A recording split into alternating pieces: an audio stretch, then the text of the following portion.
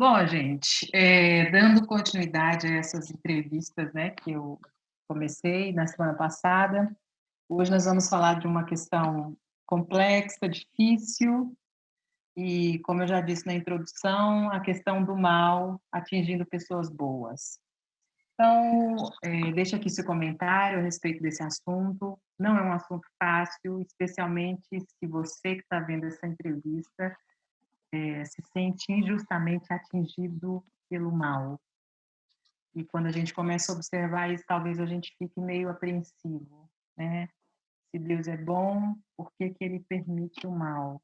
Será que Deus criou o mal?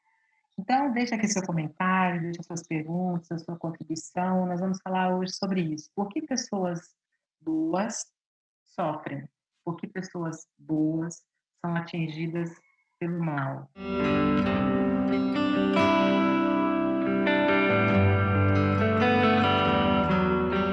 Então, está aqui comigo hoje o pastor Guilherme, bispo, ele é pastor da Igreja Presbiteriana do Brasil, portanto, um pastor de linha reformada, e para falar a respeito desse assunto, eu quero lembrar você que a gente está discutindo a questão do mal no viés bíblico.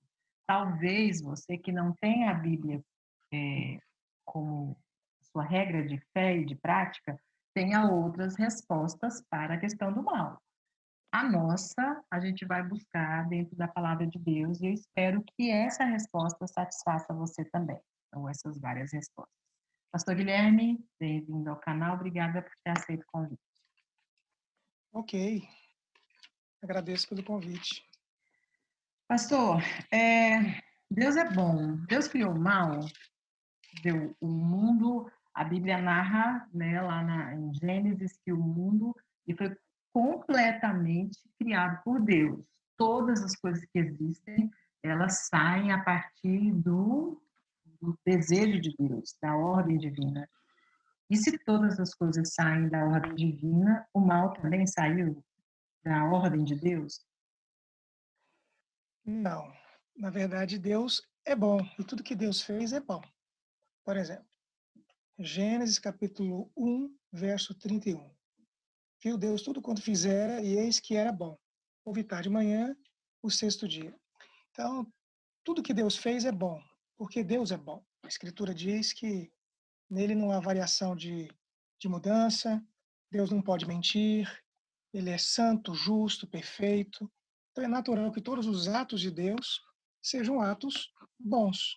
Então Deus é bom e Deus não é o autor do mal, né, nesse sentido específico. Apesar que temos que entender que mal, né, tem várias variantes, né? Quando pensamos em mal, temos que pensar, por exemplo, no mal moral, né? E de fato não há nenhuma ligação deste mal com Deus. Agora, existe um outro aspecto de mal que tem a ver com calamidades, com situações diversas, como é o caso de pandemias, que muitas vezes pode ser uma permissão divina, né, ou uma ação direta de Deus por causa de propósito. Então, temos que fazer essa distinção. Mas, quando falamos do mal em si, Deus não criou o mal, né? Deus fez todas as coisas boas, mas o mal surgiu. E como é que surge o mal, assim? Quando a gente percebe lá no Éden que há uma narrativa que mostra uma perfeição dos indivíduos que ali moravam, Adão e Eva, e de toda a natureza. As coisas caminham muito perfeitamente, até que, num determinado momento, aquele casal se depara com o mal. Como aquele mal surgiu ali? Pois é, aí é uma situação extremamente complexa, né? Vamos tentar entender. Porque tudo indica, pela Escritura, de que o mal existiu antes da queda de Adão e Eva em Gênesis capítulo 3. É difícil afirmar, né? Há várias passagens das Escrituras que fazem referência, por exemplo, ao rei de Tiro, e que algumas pessoas encaram essas passagens como se referindo ao diabo. Vou dar um exemplo aqui de uma passagem que às vezes a gente nem para pensar, mas que tem a ver um pouco com esse processo. A carta de Paulo a Timóteo, ele faz uma ressalva na eleição de presbíteros, né, e diáconos. 1 Timóteo, capítulo 3, verso 6, fala assim: não seja neófito, para não suceder que ensoberbeça e incorra na condenação do diabo. O que parece aqui que Paulo está dizendo que quando uma igreja for eleger presbíteros, diáconos, esses não podem ser pessoas imaturas, porque poderão ficar arrogantes, prepotentes e vão cair no engano do diabo. O que isso quer dizer? O que pressupõe, então, é que quando Deus fez todas as coisas, e de fato Deus fez todas as coisas boas, isso é muito claro na Escritura. Gênesis capítulo 1 diz: no princípio criou Deus os céus e a terra. Aí vai descrever todo o processo, tudo mais, e o final dessa conclusão vai dizer que tudo que Deus fez era bom. Então vem a formação do homem. Capítulo 2, há uma narrativa do homem ter sido feito de forma perfeita, e Deus coloca no homem algo que Deus não colocou nos anjos, a sua imagem. Então, o que pressupõe, a partir daquilo que Paulo está dizendo lá para Timóteo, é que o pecado do diabo talvez tenha sido, talvez por ter sido ele um anjo superior, porque pressupõe que os anjos sejam hierarquias, e o diabo tivesse algum privilégio em relação a isso, sentiu-se arrogante, prepotente, quis provavelmente uma autoridade maior, o próprio lugar de Deus, e provavelmente ao Deus fazer o homem e dando ao homem a sua imagem, gerou no coração daquele anjo algum tipo de sentimento de inveja, de ciúmes, alguma coisa dessa natureza. E aí surge o mal nesse aspecto. Agora, como que surge o mal no coração do diabo é um negócio complicadíssimo. Não dá para chegar a uma conclusão. Pelo fato que o diabo estava, também foi feito perfeito e puro, como que esse negócio entrou no coração dele é muito complicado. Quando a gente chega no mal em relação ao homem, aí é uma coisa um pouco mais simples para entender. Porque a Escritura vai deixar bem claro que Deus fez o homem e a mulher com uma capacidade que na teologia foi denominada de livre-arbítrio. As pessoas confundem muito essa expressão livre-arbítrio. A expressão livre-arbítrio, ela não é uma expressão bíblica, né? Ela é uma narrativa, é uma expressão teológica. Teológica. Uhum. Isso. E isso porque traz um conceito por trás. O que isso quer dizer? Quando falamos em livre-arbítrio, seria a capacidade que Adão e Eva tinham de fazer escolhas sem influências alguma. Eles eram completamente livres. Eles eram pessoas boas, com coração puro e santo, mas que poderiam fazer o mal. Ou seja, Deus os fez com a liberdade para poder pecar. Só que Deus fez eles completamente puros e santos, com a disposição de fazer coisas boas.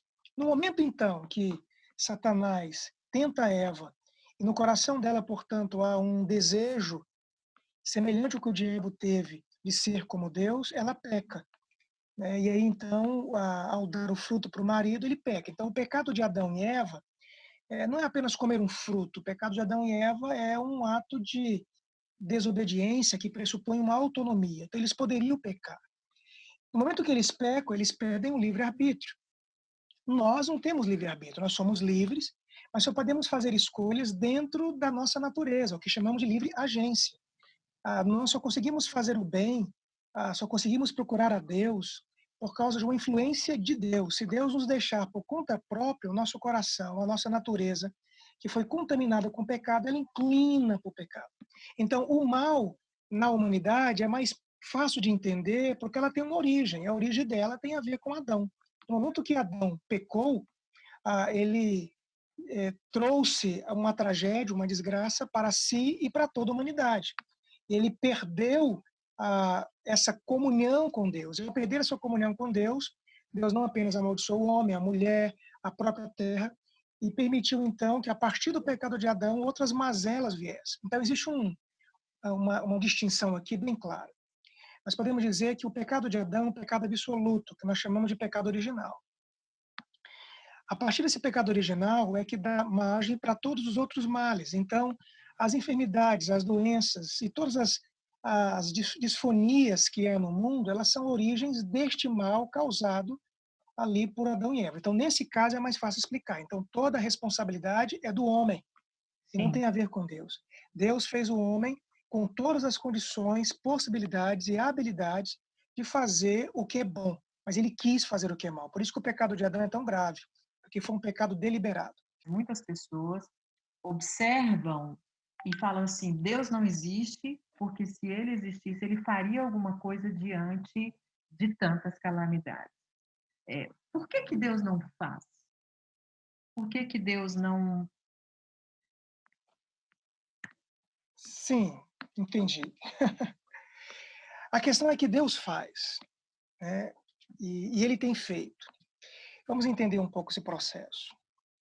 A Escritura, a Bíblia, ela é lógica, ela não é uma coxa de retalhos, ela tem uma sequência e tem um pensamento lógico. Vamos entender então. Eu vou usar algumas expressões mais da teologia do que expressões diretamente bíblicas, mas todas elas, claro, retiradas da Escritura, os conceitos e as ideias e tudo mais. Vamos começar então com Adão e Eva. Quando Deus fez Adão e Eva, ah, no capítulo 2, Deus chega para Adão e dá uma ordem para Adão. Ele não devesse comer um fruto específico de uma árvore específica. As pessoas têm uma dificuldade de entender isso por causa da linguagem quase que poética, né? E às vezes não conseguem enxergar no texto um elemento literal. Não, o texto é literal, porque é todo um princípio teológico por trás. O que aconteceu é exatamente o que o texto narra. Quando Deus faz uma aliança com Adão, é o que nós chamamos de pacto das obras, alguns outros chamam de pacto da criação. O pacto, no sentido da escritura, ou aliança, ela não é necessariamente um contrato, ele é uma aliança unilateral. Deus estabelece os critérios do pacto. E o critério do pacto era o seguinte: Adão, você foi feito, criado com todas as condições de me obedecer e de fazer tudo aquilo que é para ser feito. Só que você também tem a possibilidade de ir contra a sua própria natureza e pecar. Ali estou te dando uma ordem, tem um fruto, não quero que você coma. Se você comer, você vai morrer. Se você obedecer, você vai viver. Adão, portanto, ele não tinha vida eterna, ele tinha uma promessa. E a promessa da vida eterna estava atrelada à obediência de Adão. Obediente. Então, já narramos a história.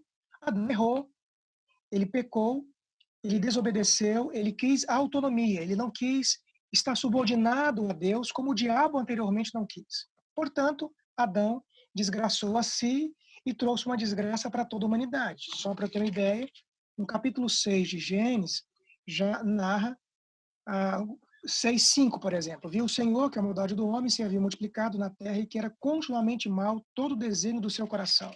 Portanto, o homem se tornou culpado pelo pacto quebrado e houve uma corrupção, porque afastou-se de Deus, a comunhão de Deus, e houve uma corrupção, portanto, nesta humanidade.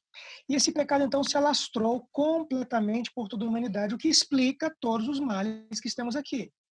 Só que Deus poderia ter deixado o homem entregue a si mesmo e sofrer, mas por ser um Deus bondoso, gracioso, ele criou um outro pacto, que é o que nós chamamos de pacto da graça. Nós encontramos pelo menos um relance desse pacto em Gênesis capítulo 3, verso 15, quando fala assim: porém, inimizade de ti, a mulher, entre a tua descendência e o seu descendente. Este ferirá a cabeça e tu lhe ferirás o calcanhar. Esse versículo aqui é o que chamamos de proto-evangelho, ele é um começo de uma história. Então, perceba, dentro da história que a gente vê, todo momento, todo instante, existe uma outra história. É o que nós chamamos de história da salvação, história da redenção. Deus tem permitido que a humanidade caminhe fazendo as suas próprias escolhas, sofrendo as consequências pela quebra do pacto que Adão cometeu e, portanto, a maldade, a violência. Mas Deus tem agido de maneira proposital, deliberada, gloriosa, por meio de uma história que é dentro da história. E essa história na Escritura é muito clara, quando Deus, por exemplo, escolhe Abraão e tira Abraão do meio da idolatria, quando Deus faz um milagre permitindo que ele seja pai aos 100 anos de idade de um menino chamado Isaac, quando ele cura a esposa de Isaac para que ela pudesse ser mãe, quando permite que Jacó tenha 12 filhos, quando ele manda esse povo ir para o Egito e guarda esse povo, quando ele traz de volta esse povo e vai agindo. Então, ou seja, Deus tem feito e agido. Então, a gente experimenta dois mundos, ou duas realidades. Nós experimentamos o conforto de Deus, as orações respondidas, milagres e tudo mais, mas também experimentamos as mazelas, fruto do pecado de Adão. Pensando na vida de Jó e nesse, eu não sei que palavra eu uso, mas nesse confronto que Deus faz ao diabo, fala assim, ó, tá vendo aquele cara ali? Aquele cara é fiel. Aí o diabo fala, ele é fiel porque tem tudo, se tirar não vai ser. Nós somos também assim, somos fiéis porque temos tudo e quando tira a gente chora, quando tira a gente reclama. Por que eu estou perguntando isso? A gente olha muito e fala assim, fulano não merecia isso. Poxa, mas fulano é tão bom, fulano é tão cumpre tudo, fulano é bom marido, é boa esposa, não podia. Com aquilo ali, Deus pisou na bola. Com aquilo ali, não podia. A gente é assim, quando tem, tá bom, mas quando tira, a gente reclama. Como é que é? Existem algumas questões que precisam ser pensadas. Primeiro, nós, de modo geral, não somos tão bons como a gente imagina que seja, né? Quando a gente é observado no mais íntimo do nosso ser, a gente vai chegar à conclusão de que nós não merecemos da parte de Deus absolutamente nada. Deus é tão santo e tão puro e tão perfeito que o menor dos nossos erros atinge a sua santidade. Nós não temos pequenos erros, nós temos muitos erros. É porque a nossa justiça ela é meio parcial, né? A gente tem uma ideia de que aquilo ali é menor, aquilo ali é maior. Então, esse é um ponto fundamental que a gente precisa pensar. No caso de Jó, toda discussão envolve o aspecto da retribuição. O diálogo de Jó com os amigos tem a ver com isso. Você está assim porque pecou. Não, não estou assim porque eu não pequei. Só que eles não entendiam, por exemplo, que Deus é livre, soberano, poderoso, e que Deus conhece o coração do homem no mais íntimo do seu ser e que pode levar as pessoas, por meio de sofrimentos, de males, a elementos que a pessoa não tem noção. Por exemplo, no caso de Jó. Quando Jó aproxima-se de Deus e faz inúmeras perguntas, diz o texto que Deus aparece para Jó no redemoinho.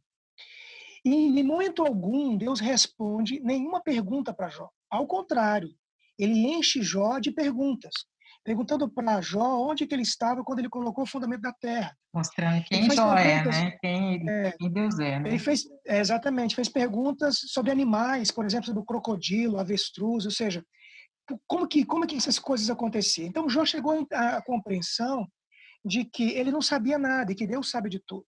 Então, nessa circunstância, por exemplo, a história de Jó é uma evidência clara de que nem todo mal que vem sobre nós vem porque estamos em pecado. Uhum. Agora, o mal existe porque existe um pecado absoluto original, que precisa ser bem claro. Agora, mesmo quando nós estamos vivendo de forma piedosa, Deus, com seus propósitos mais diversos, ele pode usar circunstâncias como essas para mover. Agora, é óbvio que quando há pecado, quando há desobediência, muitas vezes o mal que vem sobre nós é consequência do juízo de Deus. Um exemplo claro disso é o povo de Judá, Israel. Os males que vieram sobre eles nada mais é do que a consequência do pecado. Não sei se ficou claro. Pastor, sim, uma pessoa que de repente está vendo esse vídeo agora, está vivendo situações humanamente muito complicadas, assim, difíceis, especialmente pessoas que têm uma relação bacana com Deus, de comunhão, de oração, de leitura de Bíblia, de fidelidade, mas que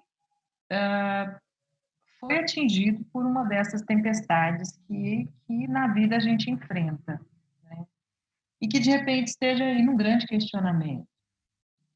Por que que Deus fez isso comigo? E às vezes até se sentindo um pouco traído, né? Dentro dessa coisa do coisas ruins acontecem a pessoas boas.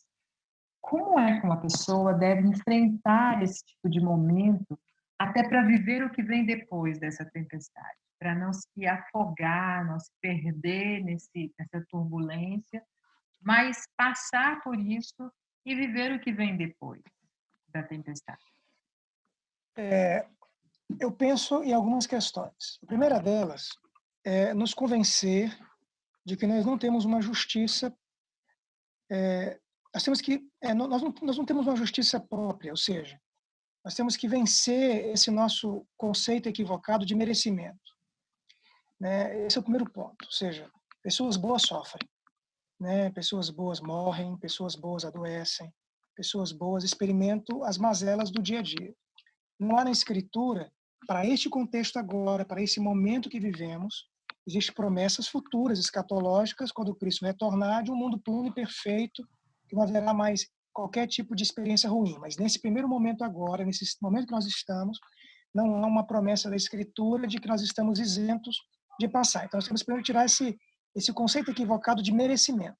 Uma segunda questão que é preciso entender é entender que as circunstâncias adversas são naturais, vão acontecer com todo mundo, e aí precisamos olhar para o caráter de Deus. A grande problemática que a gente vive é duvidar do caráter de Deus. Ou seja, quando a gente está passando situações adversas, primeiro porque a gente acha que tem direito, que é o equívoco. O segundo problema é pensar que Deus mudou, que Deus deixou de nos amar e tudo mais tal. E aí que entra um grande perigo. Quando o apóstolo Paulo fala na carta aos Efésios de que a fé é um escudo contra os dardos inflamados do maligno, há quem entende a ideia de dardos ali como dúvidas. E é exatamente isso que o diabo vai fazer conosco, gerando dúvida, Deus não ama, Deus não se importa com você e tal, tal. Então a gente precisa ter fé. Fé ali é sinônimo de confiança. Eu preciso confiar no caráter de Deus para jamais duvidar em qualquer circunstância de que ele continua sendo o que sempre foi, bondoso, gracioso. Agora, por trás dos nossos sofrimentos tem propósitos. Por exemplo, se no fim da vida de alguém a pessoa está doente, ela vai morrer, o sofrimento dela tem um propósito, que é promovê-la para estar com Cristo Jesus. Em muitas ocasiões, por exemplo, as pessoas sofrem situações adversas para que ela seja instrumento de Deus lá na frente para abençoar outras pessoas. Ou seja, Deus tem caminhos misteriosos com todo o processo. Então a gente caminha, primeiro, tirando o merecimento, que nós não temos, e o segundo aspecto é nos convencendo do caráter de Deus. Deus, ele é bom, ele nos guarda, nos protege, nos sustenta, ele ouve a nossa oração. Há um salmo que é glorioso, que é o salmo de número 46, quando ele diz: aquietai-vos e sabei que eu sou Deus, sou exaltado entre as nações, sou exaltado na terra. É um salmo que fala de situações diversas, ele fala de uma cidade sitiada, ele fala de guerras, ele fala de catástrofes. Deus não, o salmista não diz que essas coisas não vão acontecer, mas elas vão acontecer conosco, mas nós temos a promessa de que Deus vai estar conosco. E isso faz a grande diferença. Tem muitas pessoas que querem reivindicar de Deus promessas que ele não fez, né? E é um negócio muito sério. O que ele disse que estaria conosco até a consumação dos séculos. Ou seja, Deus nos garante que na consumação, no retorno de Cristo Jesus, tudo será pleno. Aí sim, não haverá mal algum, não haverá sofrimento algum, não haverá dor alguma, perda alguma. Diz o livro de Apocalipse, não haverá mais choro, nem luto, mais nada. Agora, nesse momento aqui, a promessa que temos é do conforto, do consolo, da presença de Jesus conosco, mas ele não disse que nós não teríamos aflições e que nós não iríamos experimentar o fruto do pecado original. E essa promessa é para você que é fiel ao Senhor e está aí sofrendo, perdeu alguém nessa pandemia, né? Tantas pessoas perderam pessoas nessa pandemia.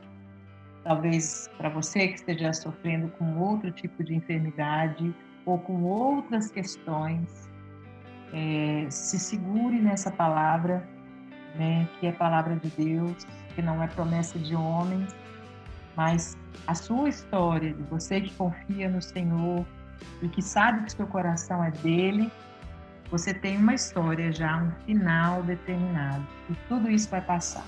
Espero muito que essa conversa com o pastor Guilherme tenha servido para te ajudar a olhar um pouquinho para você mesmo e saber que uma hora passa, uma hora acaba. E enquanto não acaba, nós temos aquele que é fiel o tempo todo, nos sustentando, nos guardando. Pastor Guilherme, queria pedir para o senhor encerrar esse tempo, essa conversa profunda sobre sofrimento, sobre a questão do mal, orando por alguém que, de repente, nesse momento,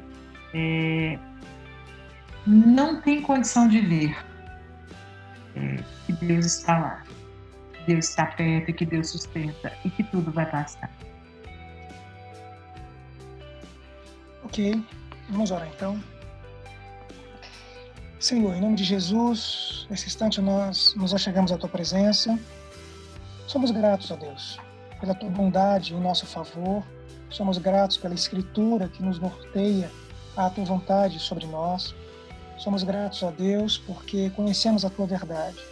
E bem sabemos, ó Deus, que a conhecemos não porque é uma justiça que nos garante qualquer merecimento, mas porque o Senhor mesmo se importou conosco, se interessou por nós, nos amou, nos escolheu, Teu Espírito veio sobre nós, moldou o nosso coração e nos transformou. Por isso somos gratos. E peço, ó Deus, em nome de Cristo Jesus, Teu Filho, ó Deus, que Tu possas aplicar sempre essa palavra, essa Escritura no coração de todos. E nesse dia, de um modo muito especial, para aqueles que sofrem. E para aqueles que, estando, ó Deus, no meio do sofrimento, se perguntam dos porquês. Se questionam, ó Deus, e muitas vezes, para olhar para esse elemento de justiça própria, não consegue perceber, não consegue ver a Tua soberania. Eu peço que, em nome de Cristo, Tu possa trazer aos seus corações a paz, ó Deus, o conforto, a tranquilidade de saberem que o Senhor tem o controle de todas as coisas, que não há nenhum mal ou bem ou circunstância que esteja fora do controle do Senhor. E que o Senhor caminha e direciona todas as coisas para o bem daqueles que te amam. Paulo diz exatamente isto. E o propósito ali das situações mais adversas é nos moldar a imagem de Jesus. É isso que o Senhor tem feito, nos preparando para essa consumação, onde vamos viver plenamente a Tua presença e a glória do Senhor. Mas eu peço, traga conforto ao coração de todos esses, os faça entender a Tua vontade, os faça enxergar a vontade do Senhor, os faça, ó Deus, perceber que Tu continuas e vai continuar sendo o que Tu és, bondoso, gracioso e que ama o Teu povo. Que Tu possa abrir os olhos para que todos possam ver, ó Deus, e perceber a Tua grandeza. E saber que há promessas gloriosas, sim, futuras, escatológicas, para cada um de nós, em Cristo Jesus. Amém. Amém. Muito obrigada, pastor Guilherme, pela participação aqui no canal, com a palavra tão... uma discussão tão profunda. Espero que você que está em casa tenha se identificado com essa conversa, que você saiba que Deus está com você, que Ele é seu amigo, seu Salvador e seu Senhor. Confie nele, Ele está com você. Comente sobre esse vídeo, compartilhe com alguém que você acha que precisa dele, que precisa ouvir essa palavra. Se inscreva nesse canal, tá bom? Ative o sininho para receber as notificações semanais de vídeo novo aqui no canal. E até o próximo vídeo, se Deus quiser. Tchau, tchau.